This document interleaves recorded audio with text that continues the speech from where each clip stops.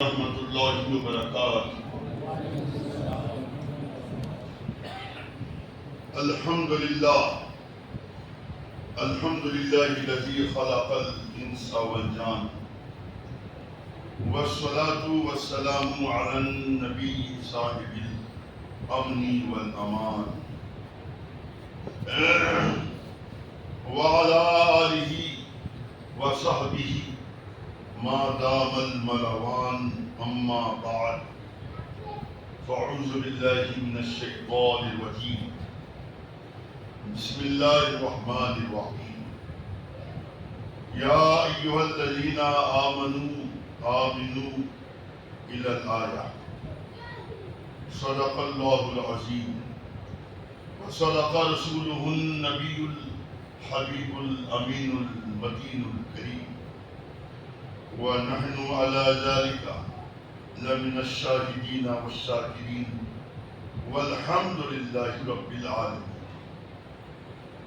حضرات مصلیان و سامعین، بھائی اور جماعت سے قبل انتہائی عقیدت و محبت و احترام کے ساتھ سید المرسلین خاتم النبیین طٰہٰ و یاسین شفیع المذنبین رحمت للعالمین روحی فدا جناب محمد رسول اللہ صلی اللہ تعالی علیہ وآلہ وسلم کی بارگاہ بے کس پناہ میں درود پاک کی ڈالیاں نچھاور کریں، پڑھیں بآواز بلند اللہم صلی علی سیدنا مولانا مولانا ملجانا محمد وعلى آلہ واصحابہ وبارک وسلم صلاۃ و سلاما علیک یا سیدی یا رسول اللہ صلی اللہ تعالی علیک وعلی آلہ وسلم۔ جمعے کا وقت انتہائی مختصر ہوتا ہے، تفصیلی تقریر کا قطعی موقع نہیں۔ چند منٹوں کے لیے ہم آپ کے درمیان آئے رہیں گے۔ سیدی اعلیٰ حضرت عظیم المرتبہ امام عشق و محبت سراپا خیر و برکت مجدد دین و ملت حضرت شاہ امام احمد رضا خان علیہ رحمۃ الرضوان رسول کائنات فخر موجودات صلی اللہ تعالی علیہ وآلہ وسلم کی بارگاہ دربار میں یوں عقیدت و محبت کے گوہر گرامایا لٹا رہے ہیں۔ اللہ کی سرتاب قدم شان ہے یہ، اللہ کی سرتاب قدم شان ہے یہ، انسان نہیں انسان وہ انسان ہے۔ قرآن تو بتاتا ہے ایمان ہے، ایمان یہ کہتا ہے میری جان ہے۔ حضرات اور تھوڑی دیر ہم گفتگو ایمان پہ کریں گے۔ جیسا کہ آپ کو معلوم ہے ایمان اصل ہے، تمام اعمال کی قبولیت کا دار و مدار ایمان پر ہے۔ ایمان اصل ہے، ایمان بنیاد ہے، ایمان جڑ ہے، ایمان روٹ ہے، بیسس ہے۔ ایمان کے بغیر کوئی بھی حسن عمل عند اللہ قابل قبول نہیں۔ مختصر وقت میں ہمیں سمجھنا ہے ایمان کسے کہتے ہیں۔ اللہ تبارک و تعالی جل شانہ عما نوال ارشاد فرماتا ہے یا ایھا الذین آمنوا آمنوا۔ ماشاء اللہ آپ کا علاقہ علماء حق سے بھرا ہوا ہے۔ جس صلاحیت علماء کی یہاں بہتات ہے، یہ خداوند قدوس کا بہت بڑا کرم ہے، رسول پاک صلی اللہ علیہ وسلم کا عظیم فیضان ہے۔ علماء سمجھ رہے ہیں یا ایھا الذین آمنوا آمنو، یا آمنو سے غیر امر ہے۔ اللہ تبارک و تعالیٰ فرماتا ہے ایمان والو ایمان لاؤ۔ بظاہر پردے ذہن سے سوال ٹکراتا ہے، اللہ تبارک و تعالیٰ ایمان والوں سے فرما رہا ایمان لاؤ، اللہ نے یہ نہیں فرمایا یا ایھا الناس آمنو، اے لوگو ایمان لاؤ، بلکہ میرا خدا ایمان والوں سے فرما رہا ہے ایمان لاؤ، جس کو اصطلاح منطق میں تحصیل حاصل کہا جاتا ہے۔ تو ایمان لا چکے ہیں، اب ان سے کہا جا رہا ہے ایمان لے کے آؤ۔ یہی وجہ ہے تفسیر نگاروں نے لفظ آمنو کی تفسیر بیان کرتے فرمایا آمنو کا مطلب یہ ہے اے ایمان والو ایمان لاؤ، یعنی اے ایمان والو ایمان تو لا چکے تم، آمنو یعنی ایمان پر ثابت قدم ہو جاؤ، ایمان پر مستحکم ہو جاؤ، ایمان پر پائیدار ہو جاؤ، ایمان پر جم جاؤ۔ یا ایھا الذین آمنوا آمنو، ایمان والو اپنے ایمان میں استحکام پیدا کرو، اپنے ایمان میں ثبات پیدا کرو، اپنے ایمان میں مضبوطی پیدا کرو، اپنے ایمان کو ایسا مستحکم بناؤ، خواہ کیسا ہی خطہ ہو، کیسے ہی پرآشوب حالات ہوں، کیسا ہی ناگفتہ ماحول ہو، خواہ تمہارے سامنے ظلم و ستم کے پہاڑ کیوں نہ ہو، ستم رانیوں کی برسات کیوں نہ ہو، تمہیں کسی بھی ماحول میں کسی بھی صورت میں ایمان کا سودا نہیں کرنا ہے، ایمان پر کمپرومائز نہیں کرنا ہے، ایسے ایمان پہ جم جاؤ۔ مجھے بات یاد آئی ایمان کے سلسلے میں، ایک ہوتا ہے جاننا اور ایک ہوتا ہے ماننا۔ جاننے کا نام ایمان نہیں ہے، اگر جان لینے کا نام ایمان ہوتا، اللہ کو جاننے، رسول اللہ کو جاننے، تو پھر سارے یہودیوں کو مومن ہونا چاہیے، سارے عیسائیوں کو مومن ہونا چاہیے، حالانکہ ایسا نہیں ہے۔ قرآن پاک کے اندر رب کائنات کا ارشاد گرامی ہے یعرفونہ کما یعرفون ابناءہم، یہ اہل کتاب یہودی عیسائی رسول پاک صلی اللہ علیہ وسلم کو ایسے جانتے اور پہچانتے ہیں جیسے اپنے بیٹوں کو جانتے پہچانتے ہیں۔ محترم، جب آیت نازل ہوئی تھی، سرکار فاروق اعظم رضی اللہ تعالیٰ عنہ، ان کے بارے میں میرے آقا نے ارشاد فرمایا ان اللہ جعل الحق علی لسان عمر و قلبی، بے شک اللہ نے جناب عمر کے دل و زبان پر حق کو قائم فرما دیا ہے۔ آپ نے اس آیت کو سننے کے بعد فرمایا تھا کہ اللہ تبارک و تعالیٰ فرماتا ہے وجوہ عیسائیوں کے لیے رسول پاک کو ایسے جانتے پہچانتے ہیں جیسے اپنے بیٹوں کو۔ تو آپ نے فرمایا کہ بیٹوں کے بارے میں شک ہو سکتا ہے یہ میرا بیٹا ہے کہ نہیں ہے، ایسا نہ ہو بیوی نے خیانت کر دی ہو۔ فرمایا کہ جتنا یقین بیٹوں پر ہوتا ہے اس سے زیادہ میرا یقین رسول پاک صلی اللہ علیہ وسلم پر ہے۔ تو محترم، یہ آیت اس بات کی نشاندہی کر رہی ہے، اس بات کو واضح کر رہی ہے کہ یہودی عیسائی رسول پاک صلی اللہ علیہ وسلم کو جانتے ہیں، اور خداوند قدوس خود فرما رہا ہے یعرفون کما یعرفون ابناءہم، جیسے کہ اپنے بیٹوں کو جانتے ہیں ایسے ہی رسول پاک صلی اللہ علیہ وسلم کو جانتے ہیں۔ مگر اس کے باوجود قرآن نے انہیں کہیں مومن نہیں کہا، حدیث پاک میں انہیں مومن نہیں کہا گیا، صاحب ایمان نہیں کہا گیا۔ تو معلوم یہ ہوا کہ جاننے اور پہچاننے کا نام ایمان نہیں ہے۔ اگر جاننے پہچاننے کا نام ایمان ہوتا، ہر یہودی صاحب ایمان ہوتا، ہر عیسائی صاحب ایمان ہوتا، مگر ایسا نہیں ہے۔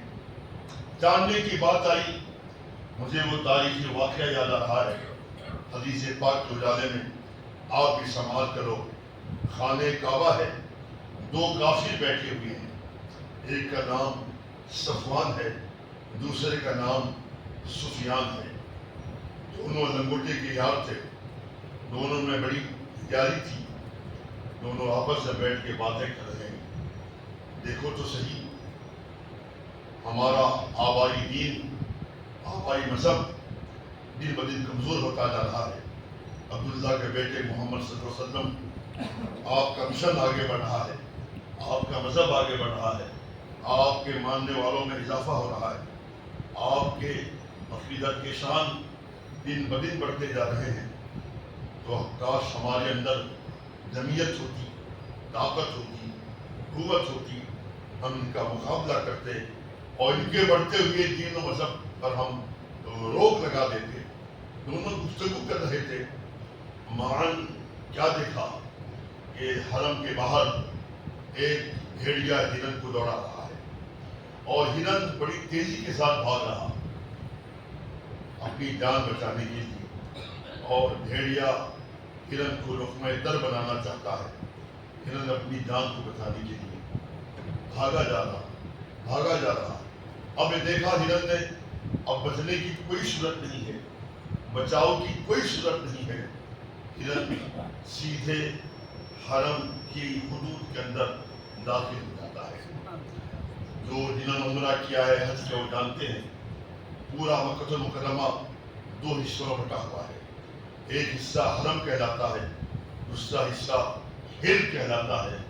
جو خطہ ہل ہے وہاں پہ شکار کرنا جائز ہے، مگر جو حرم کی حدود ہے، حرم کی حدیں ہیں، جو خطہ حرم ہے، جو حصص حرم ہے، وہاں پہ شکار کرنا جائز نہیں ہے۔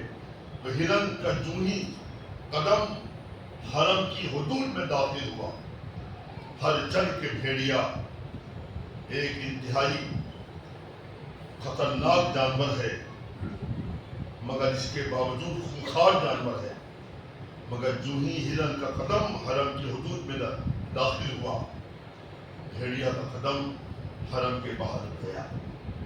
یہ منظر صفوان و سفیان دیکھ رہے ہیں، انہیں بڑی حیرت ہوئی کہ جانوروں کو بھی معلوم ہے حرم کا تقدس کیا ہے، حرم کا احترام کیا ہے، حرم کی عظمت کیا ہے، حرم کی شان ہے۔ یہ ہرن جانور ہو کے بھی جانتا ہے امن چاہیے تو حرم میں آ جاؤ، امان چاہیے تو حرم میں آ جاؤ، اطمینان تحویل چاہیے تو حرم میں آ جاؤ، جان بچانا ہے تو حرم میں آ جاؤ، حفاظت جان چاہیے تو حرم میں آ جاؤ۔ ابھی بات ہو رہی تھی، معلوم ہے صفوان نے سفیان سے کہا، یار کہ ہرن کی بات کرتا ہے، میرے تعجب بھیڑیے پر ہے، یہ خونخوار جانور ہے، مگر جو ہی ہرن کا قدم حرم میں داخل ہوا، بھیڑیا حرم کے باہر کھڑا ہو گیا، یہ رک گیا۔ خونخوار جانور بھی جانتا ہے شکار کہاں کیا جائے گا، شکار کہاں نہیں کیا جائے گا۔ بھیڑیا بھی جانتا ہے حرم کا تقدس کیا ہے، حرم کا احترام کیا ہے۔ ابھی دونوں میں باتیں ہو رہی تھی، ہرن کی ساری باتیں بغور سن رہا تھا۔ اللہ تبارک و تعالیٰ نے ہرن کے اندر قوت گویائی عطا فرماتا ہے، اور ہرن فصیح عربی زبان میں بولتا ہے۔ صفوان و سفیان، تمہیں اس بات پر حیرت ہے ہم جانور ہو کر حرم کے تقدس کو جانتے ہیں، حرم کی شان کو جانتے ہیں، حرم کے احترام کو جانتے ہیں، ارے ہمیں تم پر تعجب ہے، تم انسان ہو کر رسول خدا کو نہیں جان رہے ہو، ابھی خدا کو نہیں جان رہے ہو، اللہ کے رسول کو نہیں پہچان رہے ہو۔ محترم، واقعہ بتانا مقصود نہیں ہے، میرا مدعا یہ ہے کہ ہرن نے کہا ہوگا، کیا صفوان و سفیان نے رسول پاک صلی اللہ علیہ وسلم کو جانا نہ ہوگا، پہچانا نہ ہوگا؟ اس کے باوجود حدیث پاک میں ان دونوں کو مومن نہیں کہا گیا، صاحب ایمان نہیں کہا گیا۔ معلوم کیا ہوا؟ جاننے کا نام ایمان نہیں ہے، پہچاننے کا نام ایمان نہیں ہے، ہے کیا ایمان؟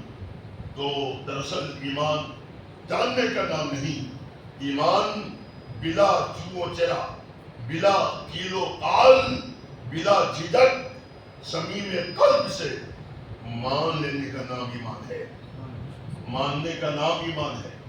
ماننے کی بات آئی ہے، ہزاروں واقعات آج بھی کتب سیر و احادیث میں جلوہ فکر جلوہ تراز ہیں۔ ایک واقعہ آپ سماعت فرمائیں تاکہ ہمارا دعویٰ یہ بادلیل ہو جائے کہ ماننے کا نام ایمان ہے۔ بڑا مشہور واقعہ آپ نے علماء سے سنا ہوگا، چونکہ وہ موضوع کے تحت ہے بیان کیے دیتا ہوں۔ ایک بار ایسا ہوا، نبی پاک صلی اللہ علیہ وسلم نے یہودی سے سودا کیا، یعنی گھوڑا خریدا، قیمت چکا دی، بیع و شراء مکمل ہو گئی۔ میرے سرکار نے فرمایا کل میں آ کر اپنا گھوڑا واپس لے جاؤں گا۔ میرے سرکار تشریف لے گئے، کل آپ تشریف لائے گھوڑا لینے کے لیے۔ یہودی یہ مکر گیا، کہا کیسا گھوڑا، کس کا گھوڑا، آپ نے خریدا ہے، کیا اس کی دلیل ہے، کون گواہ ہے؟ میں ایسے گھوڑے نہیں دوں، گھوڑا نہیں دوں گا آپ کو، پہلے آپ گواہ لے کے آؤ، اٹھنے سے لے کے آؤ، شاہد لے کے آؤ۔ ڈفیکلٹی یہ تھی، پریشانی یہ تھی، جب میرے آقا صلی اللہ علیہ وسلم نے گھوڑا خریدا تھا، تنہا خریدا تھا، کوئی آپ کے ساتھ نہیں تھا۔ گواہ کے لیے دو صفتیں لابدی اور لازمی ہیں۔ گواہ کے لیے ضروری ہے اسپاٹ میں حاضر بھی ہو اور ناظر ہو، آنکھوں سے دیکھا بھی ہو۔ جب کوئی تھا ہی نہیں تو گواہی کون دیتا؟ میرے آقا نے گھوڑا خریدا تھا، تنہا خریدا تھا۔ جب میرے آقا گھوڑا لینے گئے تنہا نہیں گئے، بلکہ اپنے ماہر اپنے پیارے صاحب حضرت خزیمہ کو ساتھ لے کر گئے تھے۔ حضرت خزیمہ نے دیکھا یہودی بار بار کہہ رہا ہے اے محمد عربی صلی اللہ علیہ وسلم، گھوڑا چاہیے تو گواہ پیش کرو، گھوڑا چاہیے تو شاہد پیش کرو، گھوڑا چاہیے تو شہادت لاؤ، گواہی لاؤ۔ تو بار بار یہودی گواہی کی بات کرنے لگا، گواہ و شاہد کی بات کرنے لگا۔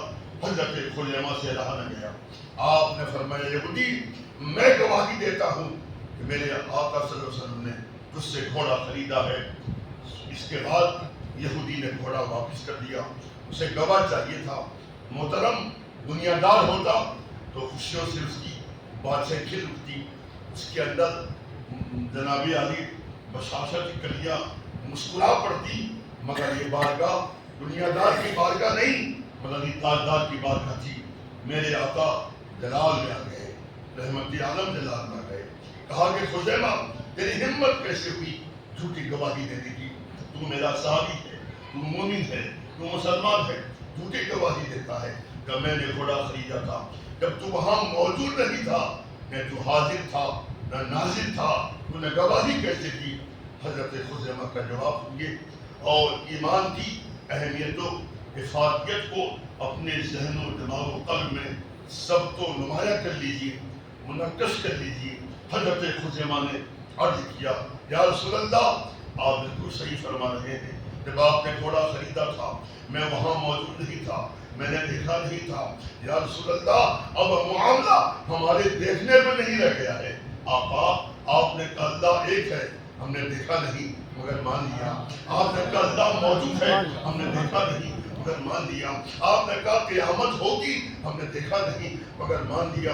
آپ نے کہا جنت کا وجود ہے، ہم نے دیکھا نہیں مگر مان لیا۔ آپ نے کہا جہنم کا وجود ہے، ہم نے دیکھا نہیں مان لیا۔ آپ نے کہا مجھ پر قرآن پاک نازل ہوتا ہے، ہم نے دیکھا نہیں مگر مان لیا۔ اللہ کے رسول جب آپ کے کہنے پر بغیر دیکھے خدا کو مانا جا سکتا ہے تو کیا گھوڑے کی خریداری کو نہیں مانا جا سکتا ہے؟ اس لیے میں نے گواہی دی ہے کہ بے شک آپ نے گھوڑا خریدا ہے۔ محترم معلوم ہے میرے آقا صلی اللہ علیہ وسلم جو مختار کل ہے، مختار کائنات ہے۔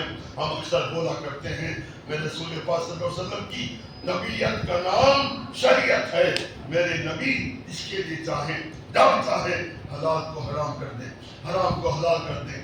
سیدی اعلیٰ حضرت نے پوری کتاب قلم بند فرمائی ہے الامن والولا۔ آپ نے کئی 100 حدیثیں بیان فرمائی ہیں، تقریباً 100 تک آیات قرآنیاں پیش کی ہیں کہ میرے آقا صلی اللہ علیہ وسلم مختار کل ہے، مختار کائنات ہے۔ اللہ تبارک و تعالیٰ نے آپ کو اختیار کلی عطا فرمایا، اس کے لیے چاہیں حلال کو حلال کر دیں، حرام کو حرام کر دیں۔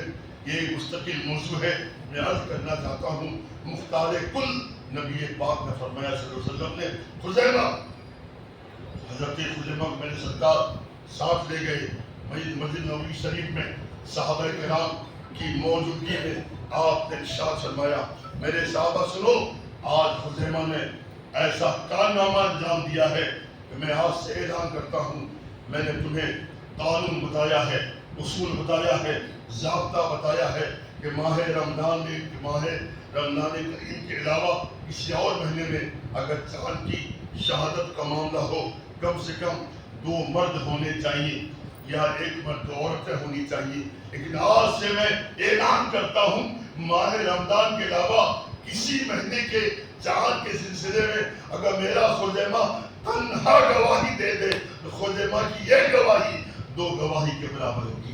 تو محترم دیکھا، اسے ماننا کہا جاتا ہے. حضرت خزیمہ نے ایسا مانا اور اس انداز سے آپ نے تسلیم و رضا کے انوار بکھیرے تو میری آقا صلی اللہ علیہ وسلم نے یہ مجھے جافزہ دیا کہ میرے خزیمہ کی 1 گواہی 2 گواہی کے برابر ہے. اس واقعے سے 2 باتیں مترشح ہوتی ہیں، وہ واشگاف ہوتی ہیں. ایک تو یہ ہے کہ کسے ماننا کسے کہا جاتا ہے، ایمان کسے کہا جاتا ہے، یہ بات سمجھ میں آتی ہے. دوسری بات میرے آقا صلی اللہ علیہ وسلم کا اختیار کلی بھی اس سے ثابت ہوتا ہے. محترم معلوم کیا ہوا، اللہ رسول کو جاننے کا نام ایمان نہیں بلکہ مان لینے کا نام ایمان ہے. یعنی جو رسول پاک فرما دیں بلا کیل و کار بلا جھجک ہم سر تسلیم خم کر دیں، اس کا نام ایمان ہے. آج کے دور میں یہ ویسٹرن کنٹریز کو بدنام کیا جاتا ہے. سچی بات یہ ہے ویسٹرن کنٹریز سے زیادہ دراصل جو ایمان کا سودا ہو رہا ہے، مسلک کا سودا ہو رہا ہے، مذہب کا سودا ہو رہا ہے، وہ ہندوستان میں ہو رہا ہے، پاکستان میں ہو رہا ہے. کہنے کی ضرورت نہیں، آپ سب محسوس کرتے ہیں وہ لوگ سودا کر رہے ہیں جن کے سر پہ رہبری کا تاج رکھا گیا ہے. نظر میں میرا ایک شعر ہے، یہ تاج رہبری کل جس کے سر پہ رکھا تھا، یہ تاج رہبری کل جس کے سر پہ رکھا تھا وہ قتل عام پہ مائل ہے. کیا کیا جائے، گلوں میں خار بھی شامل ہے. کیا کیا جائے، اب ان سے دوستی مشکل ہے. کیا کیا جائے. محترم عرض کرنا یہ ہے، ایمان ماننے کا نام ہے. ایمان پر کوئی سودا بازی نہیں، ایمان پہ کوئی کمپرومائز نہیں، عقیدے پہ کوئی کمپرومائز نہیں، مسلک پر کوئی کمپرومائز نہیں. خواہ نہیں رہو افریقہ میں رہو، امریکہ میں رہو، کینیڈا میں رہو، ہندوستان میں رہو، کہیں بھی رہو، ایمان کا سودا کبھی نہیں کرنا ہے. یہ ذمہ داری زیادہ عوام سے زیادہ ہمارے علماء پر عائد ہوتی ہے، ذمہ داروں پر عائد ہوتی ہے، قائدین پر عائد ہوتی ہے. آپ سبھی حضرات کے لیے ایک اہم بات بتا کر تقریر ختم کرنا چاہوں گا. معلوم ہے ایمان کی بات آئی ہے، میں 1-2 باتیں اور بتا دوں، اس کے بعد انشاءاللہ اہم بات میں گوش گزار کروں گا، آپ سے شیئر کروں گا. ایمان کی بات آئی، بڑی مشہور حدیث پاک ہے، آپ نے حدیث پاک اپنے علماء سے سنی ہوگی. میرے آقا نے ایک بار فرمایا صلی اللہ علیہ وسلم نے حضرت فاروق کے اعظم سے، یا عمر حل تحبنی تحبنی، اے عمر کیا تم مجھ سے محبت کرتے ہو، کیا تم مجھ سے عشق کرتے ہو، کیا تم مجھ سے پیار کرتے ہو. حضرت عمر نے فرمایا تھا، عرض کیا تھی یا رسول اللہ، یا رسول اللہ. علماء جانتے ہیں نعم اور بلا میں کیا فرق ہے. بلا میں زیادہ جناب علی سے بات اس بات ہوتا ہے، ترجمہ اردو میں یوں کرتے ہیں ہم، کیوں نہیں. انگریزی میں کہتے ہیں نا بھائی، کہ میں آپ سے پوچھوں do you want to drink water, اور بولو گے یس ہاں. اگر دوسرے انداز سے بولو وائی ناٹ. اس میں زیادہ جناب عالی تاکید ہے، اس میں زیادہ ثبات اور پائیداری ہے. تو سرکار عمر نے جواب نام نہیں کہا، بلا یا رسول اللہ کیوں نہیں. وائی ناٹ واللہ messenger I love you a lot. انی احبک حبا جما، میں آپ سے بہت محبت کرتا ہوں، بے پناہ محبت کرتا ہوں، بے انتہا محبت کرتا ہوں. میرے آقا نے فرمایا عمر کیا تم مجھ کو اپنے والدین سے زیادہ مجھ سے محبت کرتے ہو. بلا یا رسول اللہ کیوں نہیں. کیا تم اپنی اولاد سے زیادہ مجھ سے محبت کرتے ہو. بلا یا رسول اللہ کیوں نہیں. کیا تم تمام لوگوں سے زیادہ مجھ سے محبت کرتے ہو. عرض کیا بلا یا رسول اللہ ہاں اللہ کے رسول کیوں نہیں. میں دنیا کے تمام لوگوں سے زیادہ آپ سے محبت کرتا ہوں. میرے آقا نے فرمایا عمر اب بھی تمہارا ایمان تام نہیں ہے, مکمل نہیں ہے, کامل نہیں ہے. حضرت عمر اشکبار ہو گئے, بکا عمر رضی اللہ تعالیٰ آپ رونے لگے, اشکبار ہو گئے, آپ کی آنکھیں ساون بھادوں برسانے لگیں, آپ دیدہ ہو گئے, نمناک ہو گئے. عرض گزار یا رسول اللہ میں آپ کو اپنی اولاد سے, والدین سے, دنیا کے تمام لوگوں سے زیادہ محبت کرتا ہوں, اور آپ فرماتے ہیں میرا ایمان مکمل نہیں. آقا فرماتے میرا ایمان مکمل کیسے ہوگا؟ تو میرے آقا نے فرمایا سنو عمر, جب تک تم اپنی جان سے زیادہ مجھ سے محبت نہیں کر لو گے تمہارا ایمان مکمل نہیں ہوگا. جناب عمر نے کہا آقا اب میں اپنی جان سے بھی زیادہ آپ سے محبت کرتا ہوں. تو میرے آقا صلی اللہ علیہ وسلم نے He gave great tidings اور فرمایا نبی جافزاتی کہا یا عمر الان تم ایمان, اب تمہارا ایمان تام ہو گیا, ایمان مکمل ہو گیا. محترم معلوم کیا ہوا, اپنی جان سے بھی زیادہ رسول پاک سے محبت کرنے کا نام کمال ایمان ہے, اصل ایمان ہے, ایمان کی اصل ہے, ایمان کی تکمیل کا باعث ہے رسول پاک صلی اللہ علیہ وسلم سے جان سے بھی زیادہ محبت کرنا.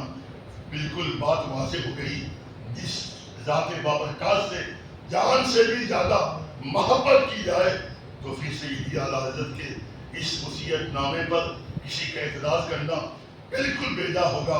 کوئی یہ نہ کہے کہ شدت پسندی ڈر آئی ہے اس وصیت میں, کوئی یہ نہ کہے ایکسٹریمزم اس میں پایا جاتا ہے.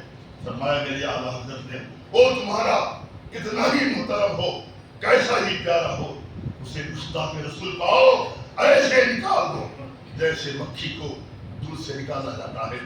ظاہر سی بات ہے اس ذات بابرکات سے جان سے بھی زیادہ محبت کرنا کمال ایمان ہے.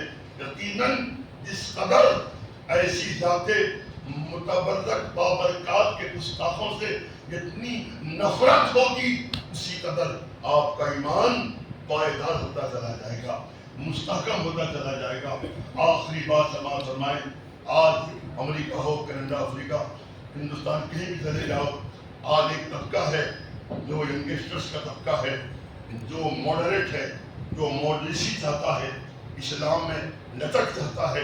ان کا کہنا وہ ہر شرعی مسئلے کو, ہر شرعی حکم کو, حدیث پاک کو, قرآنی احکام کو وہ عقل کے پیمانوں میں جناب علی وہ دیکھنا چاہتا ہے, وہ عقل کے پیمانے چھلکاتا ہے, عقل کی روشنی میں جاننا چاہتا ہے, سمجھنا چاہتا ہے. میں ایسے لوگوں سے کہنا چاہوں گا, یہاں بھی ایسے نوجوان ہوں گے, ممکن ہے وہ کبھی کبھی یہ کہہ دیتے ہوں یا اظہار کرنا چاہتے ہوں کہ قرآن حدیث شریعت مطہرہ کا جو فرمان ہے یہ ہماری عقل کے خلاف ہے. معاذ اللہ, عقل میں بات نہیں آتی. کبھی میں نے کہا تھا ماننے کا نام ایمان ہے, تو عقل کی بات کرتے ہو. اگر کوئی شرعی مسئلہ فرمان رسول تمہاری ہماری عقل میں نہیں آئے, اسے خلاف عقل نہ کہو, تقاضا ایمان یہ ہے اسے بالائے عقل کہو. اس کی وجہ یہ ہے حضرت ابن منبہ نے 71 کتابوں کے حوالے سے تحریر فرمایا ہے. تمام لوگوں یعنی حضرت آدم علیہ السلام سے لے کر قیامت تک کے سارے انسانوں کی عقل کو ایک جگہ رکھو اور دوسری جگہ میرے آقا صلی اللہ علیہ وسلم کی عقل شریف کو رکھو. آپ نے یوں فرمایا کہ تمام لوگوں کی حضرت آدم علیہ السلام سے لے کر قیامت تک کے سارے انسانوں کی عقل ایسے ہی ہے دنیا کے سارے, جیسے دنیا کے سارے ریگستانوں کا ایک ذرہ, اور میرے آقا صلی اللہ علیہ وسلم عقل شریف دنیا کے تمام ریگستانوں کے برابر ہے. اس کی عقل شریف کی اس عرض کا یہ عالم ہو, ظاہر سی بات ہے وہ جو فرمانے ہمیں ہر تسلیم خم کر دینا ہے, بلا چون چرا ہمیں مان لینا ہے, اسی کا نام ایمان ہے. اللہ تبارک و تعالی ہمارے آپ کے ایمان میں کمال پیدا فرمائے اور صحیح معنی مولا تعالی ہمیں صاحب ایمان بنائے رکھے, اور دور حاضر میں مسلکی اعلیٰ حضرت جو دین حق ہے، اللہ تبارک و تعالیٰ اسی مسلک پہ ہمیں قائم و دائم رکھے، اور مولا اسی مسلک پہ ہمیں موت نصیب فرمائے۔ وما علیہ الا البلاغ المبین۔ السلام علیکم ورحمۃ اللہ وبرکاتہ۔